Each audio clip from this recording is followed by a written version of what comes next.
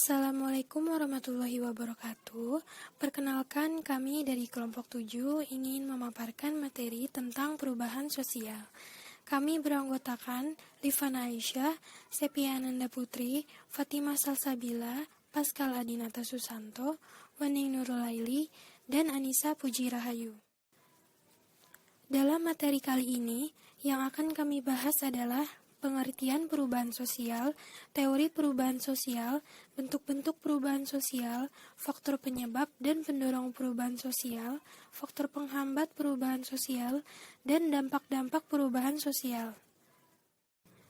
Baik, yang pertama saya Sepia Ananda Putri ingin memaparkan materi tentang pengertian perubahan sosial yang saya ambil dari beberapa ahli, diantaranya Kingsley Davis, Maciver, Selo Sumarjan, William F. Cockburn, dan Samuel Kunik. Menurut Kingsley Davis, perubahan sosial diartikan sebagai sebuah perubahan-perubahan yang terjadi dalam struktur dan fungsi masyarakat. Menurut Maciver, perubahan sosial adalah perubahan-perubahan dalam hubungan sosial atau sebagai perubahan terhadap keseimbangan hubungan sosial.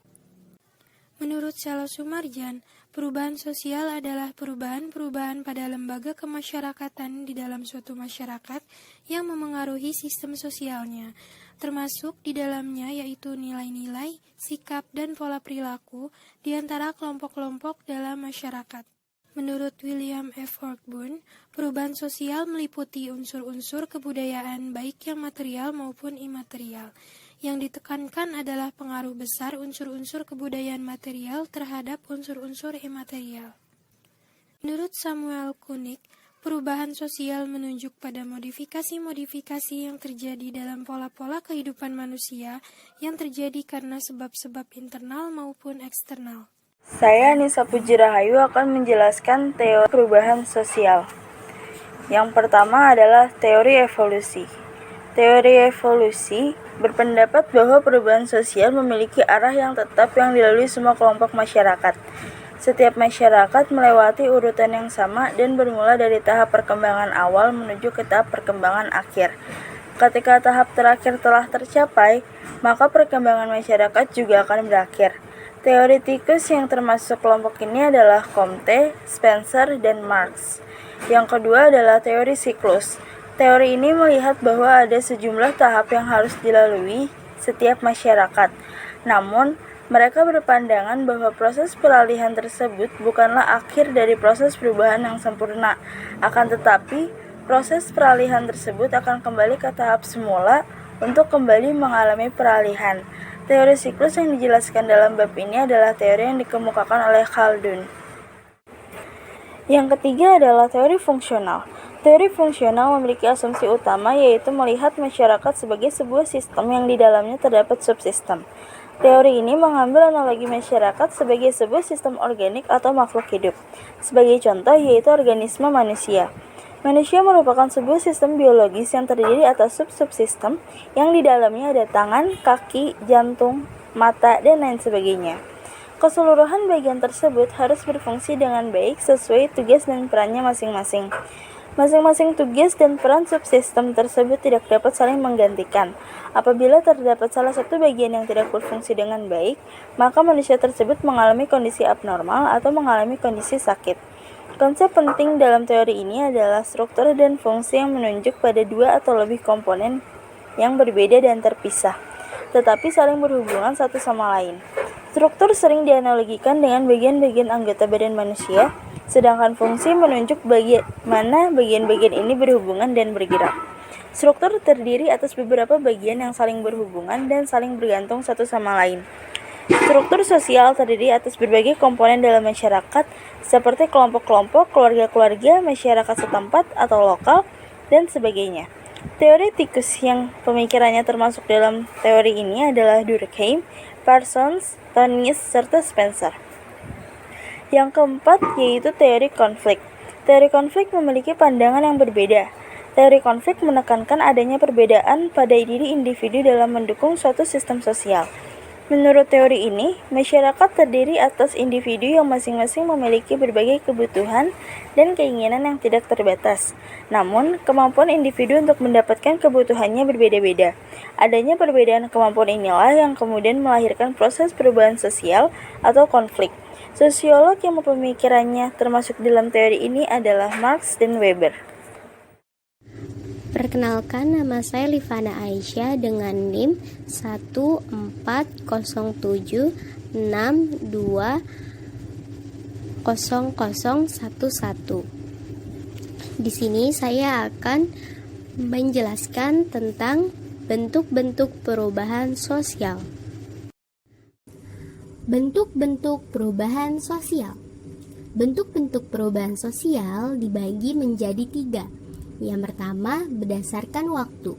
Yang kedua, berdasarkan intensitas. Yang ketiga, berdasarkan penyebab. Yang pertama, berdasarkan waktu. Berdasarkan waktu dibagi menjadi 2. Yang pertama, ada perubahan lambat atau evolusi, yaitu perubahan yang berlangsung dalam waktu yang lama dan bersifat lambat. Misalnya, perubahan mata pencarian dari berburu dan meramu menjadi bertani dan berternak. Yang kedua, ada perubahan cepat atau revolusi, yaitu perubahan yang terjadi dalam waktu yang singkat dan cepat. Contoh revolusi adalah revolusi Prancis dan perebutan kemerdekaan Indonesia dari Jepang. Lalu, bentuk perubahan sosial yang kedua ada berdasarkan intensitas. Berdasarkan intensitas dibagi menjadi 2. Yang pertama, perubahan kecil, yaitu perubahan yang dampaknya tidak terlalu dirasakan oleh masyarakat luas. Misalnya, perubahan mode pakaian dan perubahan mode rambut. Lalu yang kedua ada perubahan besar, yaitu perubahan yang dampaknya sangat dirasakan oleh masyarakat luas. Misalnya, penemuan internet dan komputer yang mengubah cara berkomunikasi secara besar, atau penemuan mesin uap yang mengubah proses produksi dari penggunaan tenaga manusia menjadi penggunaan tenaga mesin. Nah, yang ketiga ada berdasarkan penyebab. Berdasarkan penyebab, bentuk perubahan sosial dibagi menjadi 2. Yang pertama, ada perubahan yang dikehendaki atau direncanakan, yaitu perubahan yang sudah direncanakan terlebih dahulu untuk tujuan tertentu. Perubahan sosial ini sering disebut dengan intended change atau planned change. Beberapa sosiolog juga menyebut perubahan sosial yang dikehendaki sebagai pembangunan sosial. Contoh perubahan sosial yang dikehendaki adalah program keluarga berencana untuk menahan cepatnya pertumbuhan penduduk. Yang kedua, ada perubahan yang tidak dikehendaki atau tidak direncanakan, yaitu perubahan yang terjadi tanpa direncanakan dan umumnya membawa dampak yang tidak diharapkan oleh masyarakat. Contohnya, perubahan sosial yang tidak dikehendaki adalah perubahan yang terjadi karena bencana alam, sehingga banyak masyarakat yang kehilangan tempat tinggal dan mata pencahariannya, sehingga perlu beradaptasi dengan lingkungan baru, tempat evakuasi. Halo, nama saya Pascal Adinata Susanto. Saya akan menjelaskan tentang faktor penyebab perubahan sosial dan faktor pendorong perubahan sosial. Yang pertama, faktor penyebab perubahan sosial itu dibagi menjadi 2. Yang pertama ada faktor internal. Faktor internal itu isinya yang pertama, bertambah atau berkurangnya penduduk. Yang kedua, penemuan-penemuan baru. Yang ketiga, konflik dalam masyarakat. Dan yang keempat, adanya revolusi. Lalu yang kedua yaitu faktor eksternal. Yang pertama, faktor lingkungan fisik atau alam. Yang kedua, peperangan. Dan yang ketiga, pengaruh kebudayaan lain. Selanjutnya yaitu faktor pendorong perubahan sosial. Yang pertama, kontak dengan budaya lain. Yang kedua, difusi dalam masyarakat. Yang ketiga, difusi antar masyarakat. Yang ketiga, sistem pendidikan yang maju. Yang kelima, sistem stratifikasi sosial terbuka. Yang keenam, penduduk yang heterogen. Yang ketujuh, memiliki orientasi ke depan. Yang kedelapan, sikap toleransi dan terbuka menerima perubahan. Yang ke-9, disorganisasi keluarga. Yang ke-10, ketidakpuasan terhadap kondisi kehidupan. Dan yang terakhir, Nilai yang menyatakan bahwa manusia harus berusaha memperbaiki nasibnya. Terima kasih. Perkenalkan, nama saya Wening Nurul. Pada kesempatan kali ini, saya akan memaparkan materi dari faktor-faktor penghambat perubahan sosial. Materi selanjutnya adalah materi faktor penghambat perubahan sosial. Perubahan sosial bisa saja menjadi terhambat karena disebabkan oleh beberapa faktor. Faktor yang pertama adalah kurangnya interaksi dengan masyarakat lain. Masyarakat yang kurang memiliki hubungan dengan masyarakat lain tentunya akan mengalami kesulitan untuk mengetahui perkembangan-perkembangan yang sedang terjadi pada masyarakat lainnya. Faktor yang kedua adalah perkembangan ilmu pengetahuan yang lambat. Adanya keterlambatan dan keterbatasan dalam ilmu pengetahuan membuat suatu masyarakat itu sulit menerima perubahan sosial. Faktor selanjutnya adalah sikap masyarakat yang konservatif. Masyarakat ini biasanya terjadi pada masyarakat tradisional yang kurang memiliki atau bahkan tidak memiliki hubungan dengan dunia luar, yang pada umumnya si masyarakat ini sulit untuk menerima perubahan. Faktor selanjutnya adalah faktor prasangka buruk terhadap budaya baru. Pada prasangka buruk ini, sebelumnya masyarakat itu belum tahu perubahan sosial itu seperti apa, tetapi mereka sudah merasa takut, sudah merasa pesimis, bahkan mereka sudah berprasangka buruk terlebih dahulu terhadap perubahan tersebut. Masyarakat itu percaya bahwa perubahan itu bisa menghancurkan budaya mereka. Hal ini tentu saja bisa menjadi penghambat perubahan sosial. Faktor selanjutnya adalah hambatan yang bersifat ideologis. Sebuah perubahan dalam masyarakat sulit dicapai jika berbenturan atau bertabrakan dengan ideologi atau paham yang sudah diatur oleh masyarakat tertentu.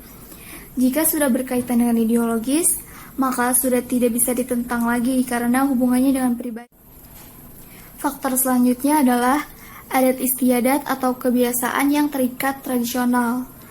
Adat biasanya bersumber dari nilai tradisional yang telah mengakar kuat pada kehidupan suatu masyarakat. Selanjutnya, ketika ada hal baru yang akan menggantikan adat lama mereka, belum tentu akan diterima begitu saja oleh masyarakat tersebut. Faktor selanjutnya adalah rasa takut akan terjadinya disintegrasi. Pada faktor ini, ketika ada perubahan sosial, pastinya ada perubahan struktur sosial masyarakat juga. Pasti ada perubahan tingkah laku masyarakat atau perilaku masyarakat juga. Jadi, ada beberapa masyarakat itu masih merasa takut ketika perubahan sosial itu bisa menimbulkan kegoyahan akan integrasi mereka yang sudah dibangun lama. Faktor yang terakhir adalah adanya kepentingan tertentu. Pada kepentingan tertentu ini bisa saja terjadi pada kelompok-kelompok yang mendapatkan keuntungan atas kedudukannya dalam masyarakat, yang akan cenderung mempertahankan keadaan dan kedudukannya dan enggan melakukan perubahan. Saya Fatimah Salsabila akan menyebutkan dampak-dampak dari perubahan sosial. Perubahan sosial menimbulkan dampak positif dan negatif. Dampak positifnya yaitu eratnya integrasi masyarakat, kemajuan teknologi, tingkat kehidupan yang lebih baik, dan pola pikir yang lebih maju. Sedangkan dampak negatifnya yaitu muncul perilaku hidup konsumtif, terjadinya ketertinggalan budaya, dekadensi moral, dan sikap individualis.